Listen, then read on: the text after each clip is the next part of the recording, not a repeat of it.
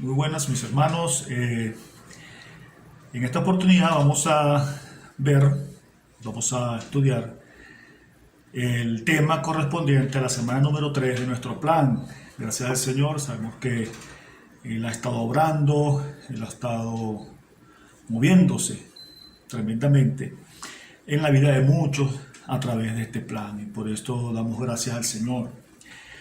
En el día de hoy vamos a hablar de un tema muy interesante, que son las bienaventuranzas. Las bienaventuranzas las conseguimos en el marco de una enseñanza mayor, de una enseñanza muy tremenda, que está en Mateo, del capítulo 5 al 7, que es el Sermón del Monte.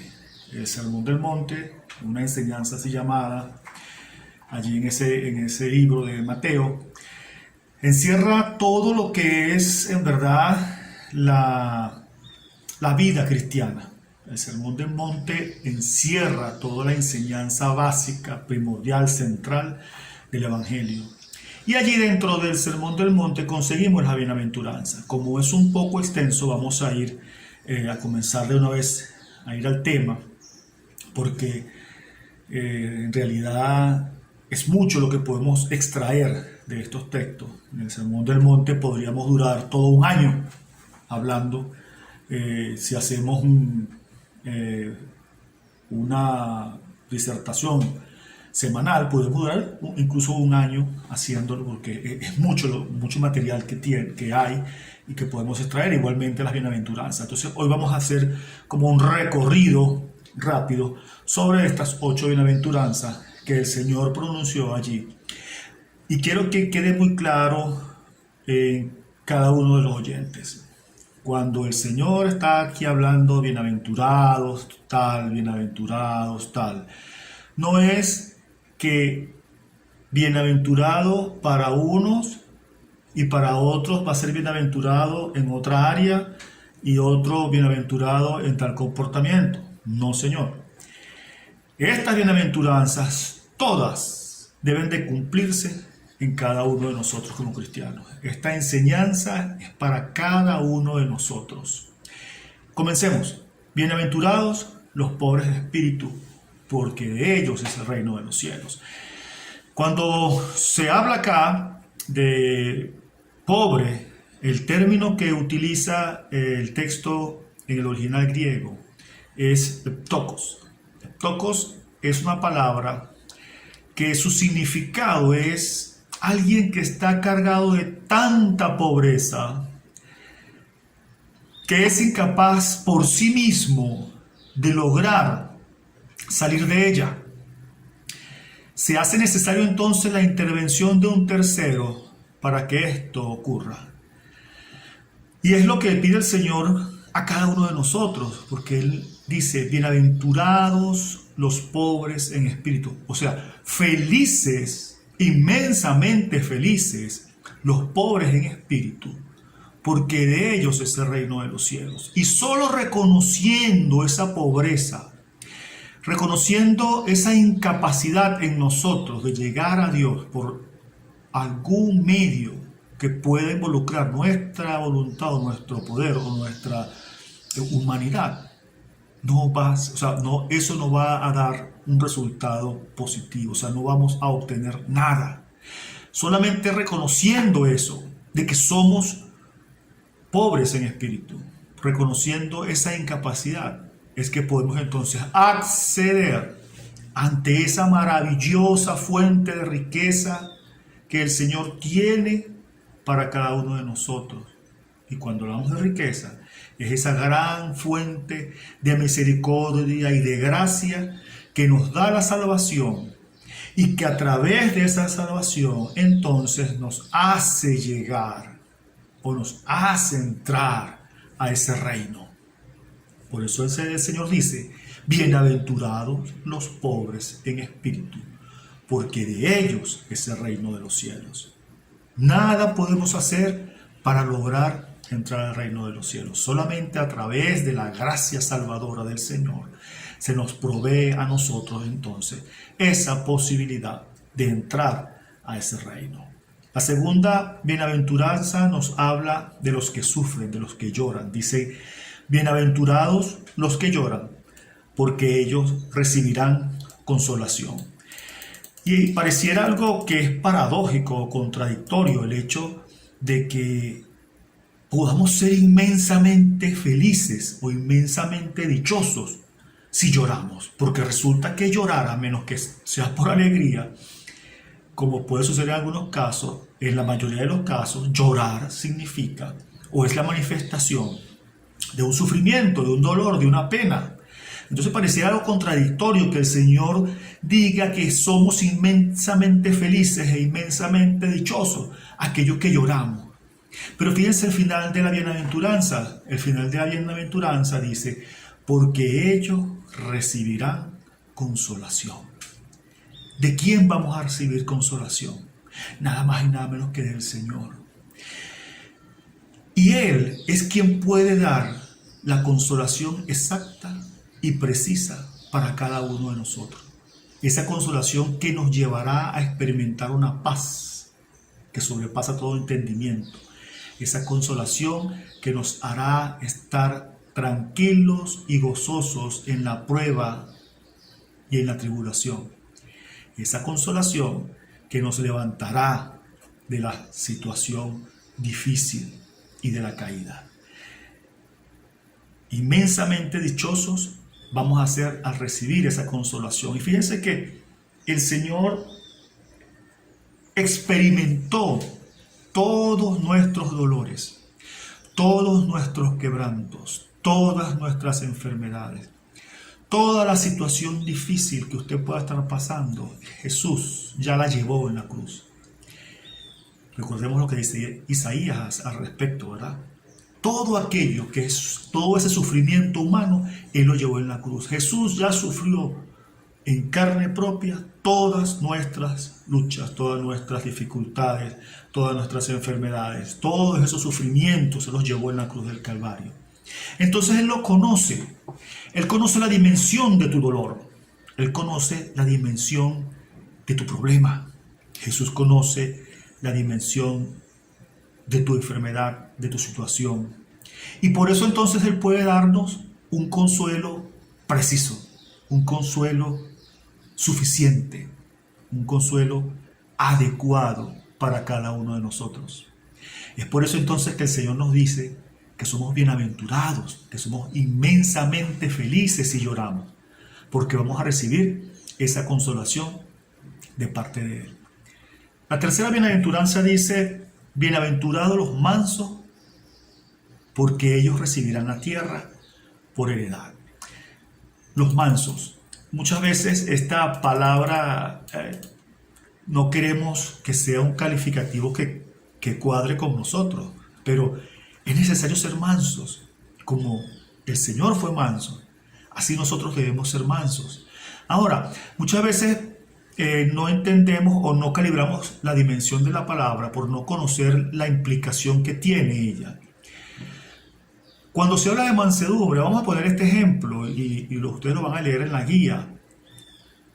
Un caballo que es manso es tan fuerte, tan rápido, tan poderoso como un caballo salvaje. Igual, cuando un caballo salvaje es domesticado, es domado y se convierte en un animal manso, él no deja de ser fuerte, él no deja de ser rápido, él no deja de tener ese ímpetu, no. Él tiene esa fuerza, él mantiene ese poder, solo que ahora está bajo control. Y fíjense que Jesús demostró ser el más manso. Porque Él, pudiendo hacer lo que Él quisiera, sufrió la cruz sin decir nada. Como cordero fue llevado al matadero. Ante las personas que lo ofendían y que lo maltrataban, no abrió su boca. Él demostró allí la mayor mansedumbre. Allí fue el ejemplo de Jesús para nosotros de mansedumbre. Que pudiendo Él ordenar miles de ángeles para que lo sacaran de esa situación, no lo hizo. Pudiendo ejercer su autoridad, su poder, no lo hizo por amor. Fue manso. Entonces, cuando se nos llama a ser mansos, es eso, que aún pudiendo nosotros ejercer un poder, ejercer una fuerza, podamos mantenernos humildes en toda situación. Bienaventurados los que tienen hambre y sed de justicia, porque ellos serán saciados. Cuando usted tiene hambre y si hay algo en la nevera, usted no va al baño, usted va a la nevera, a la cocina, porque ya está la nevera y usted va a abrir la nevera. Si tiene sed, va directamente a donde está el agua para tomar. Cuando tenemos una necesidad de este tipo, recurrimos de una vez a esa fuente que garantice, ¿verdad? El suplir de esa necesidad. Entonces, cuando vamos al Señor Jesús en busca de satisfacer nuestra hambre y sed de justicia, allí encontramos la plena satisfacción a esto. ¿Y cómo es esto de tener hambre y sed de justicia? Cuando estamos hablando aquí de hambre y sed de justicia, recordemos lo siguiente. El Señor estaba explicándole a sus oyentes allí, porque ellos estaban pasando por situaciones no de falta de justicia como nosotros comúnmente la conocemos o pensamos cuando oímos el término de justicia, sino que estas personas que oían a Jesús eran unas personas que eran subestimadas, rechazadas por quienes pretendían tener el conocimiento de la verdad en cuanto a Dios. Los fariseos, los escribas, los maestros de la ley, desechaban a los pobres, a los extranjeros. Y cuando en la Biblia vemos que ellos les dicen pecadores, realmente lo que están refiriendo es a personas pobres, extranjeros, mujeres, personas que no, según ellos no tenían la oportunidad de llegar a Dios o de ser beneficiados de la gracia y la justicia de Dios. Por eso el Señor les dice, bienaventurados los que tienen hambre y sed de justicia. O sea, bienaventurados los que quieren entrar al reino de los cielos y ser justificados ante Dios. ¿Por qué? Porque serán saciados. ¿Por qué serán saciados? Porque Jesús vino a dar su vida para hacernos justos delante de Dios. Y así entonces, todos aquellos que lleguen a Él puedan recibir entonces esa justificación y ser librados del castigo.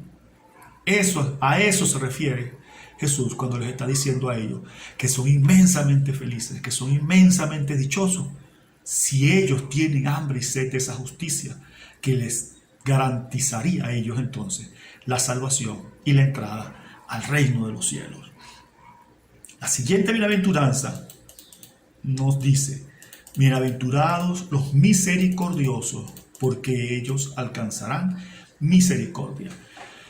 Muy rápidamente voy a contarles una parábola que el Señor describe más adelante.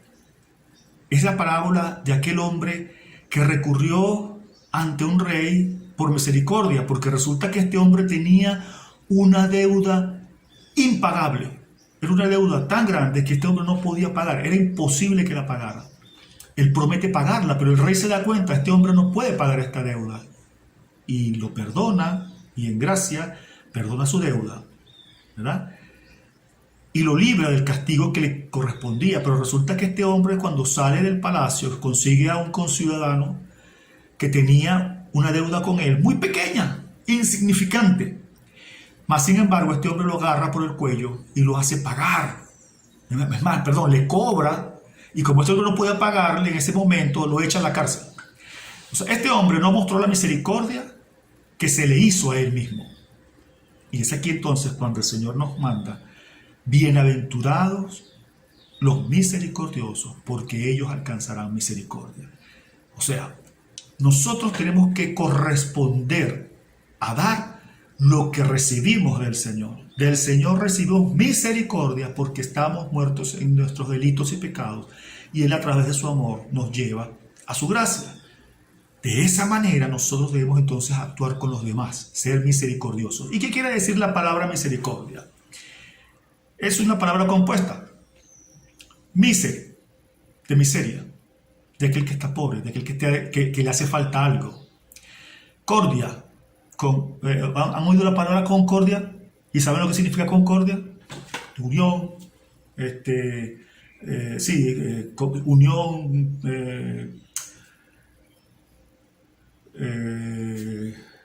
la unión entre hermanos, la concordia, el hecho de vivir en armonía, en compañerismo. Eso es concordia, o sea, que tiene cordia. Entonces, cordia es eso, cordialidad. Cuando se dice misericordia, se está hablando entonces de ser benefactor de aquel que está en la miseria. Y fíjense algo bien interesante, que esta palabra implica siempre una acción. No es solamente que nos duela y ser llamados a lástima o a atención, a atender a otra persona porque está pasando por una situación complicada, sino que nos indica el ser misericordioso, el actuar en consecuencia.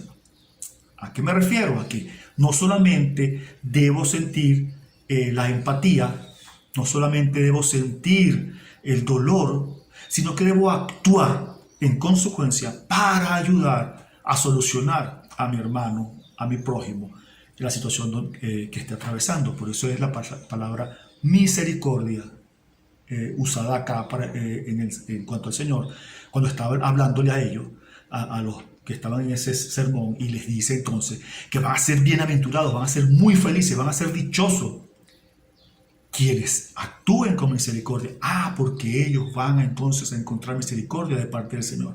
En la parábola anterior que les estaba hablando, el rey se da cuenta de la actuación de este hombre y revierte entonces su decisión de perdonarlo y lo pone a él preso también. El Señor entonces estaba explicando en esa parábola el hecho de cómo entramos al reino de los cielos y cómo nosotros debemos entonces actuar en consecuencia, exactamente de acuerdo a cómo somos tratados por Él. Él nos trata con misericordia, Él nos trata con amor, y así como el Señor nos trata, nosotros debemos entonces tratar a los demás. Ser misericordiosos, porque entonces alcanzaremos la misericordia. Bienaventurados los de limpio corazón, porque ellos verán a Dios. En esta bienaventuranza sí me voy a extender un poquitico, nada más, porque es una bienaventuranza extraordinaria. Hermanos, seremos felices, dichosos enormemente si tenemos un corazón limpio. ¿Y cuál es la consecuencia de un corazón limpio? Veremos a Dios. Y entonces Jesús dice: bienaventurados, felices inmensamente serán aquellos que tienen limpio corazón, porque ellos verán a Dios. Entonces, vemos que la pureza, la limpieza, ese apartamiento, esa santidad que Dios reclama a cada uno de nosotros, es algo que es muy apreciado por el Señor. Todas las cosas que debían ser dedicadas a Él deberían estar limpias, debían estar puras, sin defecto. Debían ser santas porque eran apartadas para Dios. Nosotros somos apartados para el Señor. El Señor nos manda que nos apartemos para Él, a que le busquemos en santidad. Entonces, si nosotros como cristianos, como hijos de Él, el Señor nos manda que nos presentemos diariamente como un sacrificio vivo. Ese sacrificio vivo debe estar limpio. No podemos presentarnos ante Él en una situación que no sea una conducta limpia, una conducta proba, una conducta correcta. Ahora, es difícil, sí. Fíjate que el salmista clamaba: lávame más y más de mi maldad y límpiame de mi pecado, consciente de que el Señor, era el único que podía limpiarlo.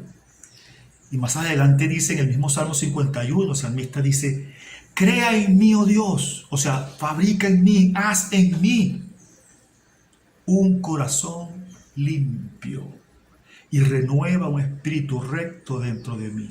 Es la acción del Señor en cada uno de nosotros la que va a crear ese corazón limpio. Porque por más que nosotros podamos hacer o actuar de X o Y manera, va a ser imposible que logremos llegar al estándar que el Señor nos exige. Creo que es en el libro de Job donde dice que aunque me lave de diferentes maneras, con nieve, con cualquier producto, yo seguiré siendo una persona no limpia delante del Señor.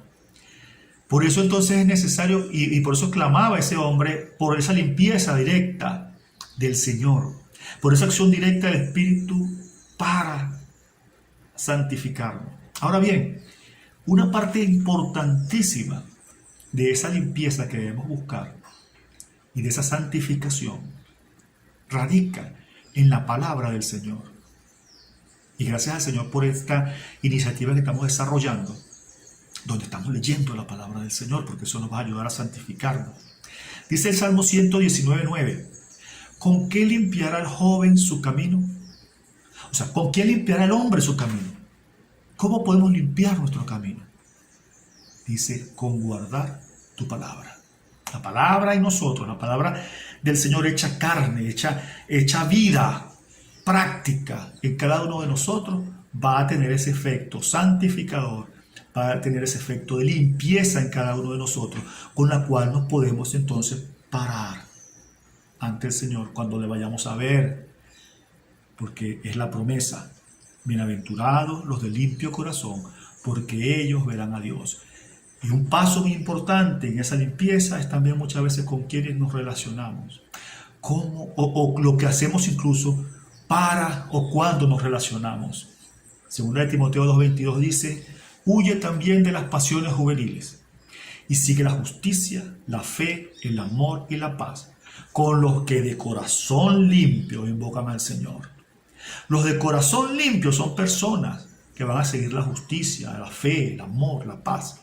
Si hay personas a su alrededor que no siguen estas cosas, son personas que no tienen un corazón limpio.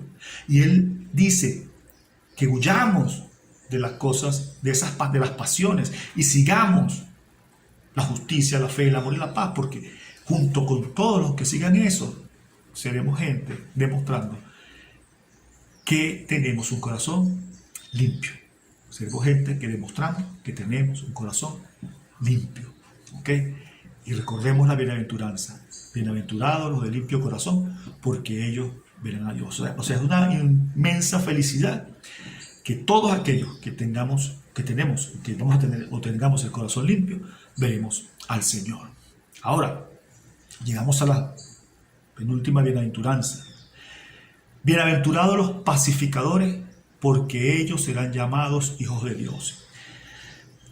En la antigüedad y en las culturas orientales y principalmente también en la judía, había una costumbre de llamar a las personas de acuerdo a la actividad que hacían o también mucho con respecto de acuerdo a cómo eran estas personas.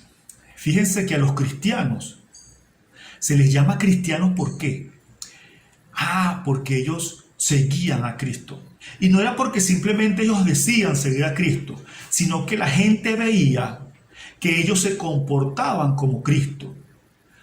Había una enseñanza de un hombre que murió en una cruz, y estos seguidores de ese hombre que murió en esa cruz están actuando igual que Cristo. Entonces la gente dijo, estos son cristianos. Y por eso le llamaron cristianos, porque vieron a Cristo reflejado en sus vidas. Cuando el Señor nos dice, bienaventurados, felices aquellos que son pacificadores, porque serán llamados hijos de Dios. O sea, vamos a ser hijos de Dios, o somos hijos de Dios, demostramos que somos hijos de Dios. La gente se va a dar cuenta que somos hijos de Dios. ¿Por qué? Porque somos pacificadores. Entonces vamos a ser inmensamente felices, porque evidentemente vamos a ser hijos de Dios con nuestra actitud de ser pacificadores. En una sociedad tan convulsa como la nuestra, donde todos los días nos enfrentamos a situaciones de violencia, de guerras, de confrontaciones, es muy importante que nosotros no seamos atizadores de ese fuego, que no seamos gente que estemos echándole leña al fuego, sino que seamos personas que apaciguemos los ánimos, que con nuestra palabra podamos traer la paz, que en la cola o en el sitio o en la reunión donde está la crítica y la pugnacidad brotando, con nuestra palabra podamos calmar, con nuestra palabra, que es la palabra de Dios, porque hablaremos la palabra de Dios. No es que yo voy a decir las cosas, lo de mi mente, sino lo que voy a traer la palabra de Dios para darla a la gente. Que esa palabra que estamos leyendo y está siendo nido en nuestros corazones y se está atesorando de ese buen tesoro, como dice la palabra, saquemos y demos palabra a la gente de paz, de pacificación, que seamos pacificadores para que entonces la gente diga, oye, este es hijo de Dios. Entonces por eso es que el Señor da tremenda bienaventuranza allí a los oyentes y les dice, sean así, busquen la paz, sean pacificadores para que sean llamados hijos de Dios. La siguiente bienaventuranza dice, bienaventurados los que padecen persecución por causa de la justicia, porque de ellos es el reino de los cielos. Miren, vamos a tener persecuciones, vamos a tener problemas por la causa del Evangelio. ¿Por qué? Porque la causa del Evangelio es contraria a los lineamientos del mundo. Los lineamientos del mundo el hombre busca la satisfacción propia, satisfacer sus intereses y no los del otro. El Evangelio ve por el otro primeramente, antes que por sí mismo. El Evangelio es sal y luz.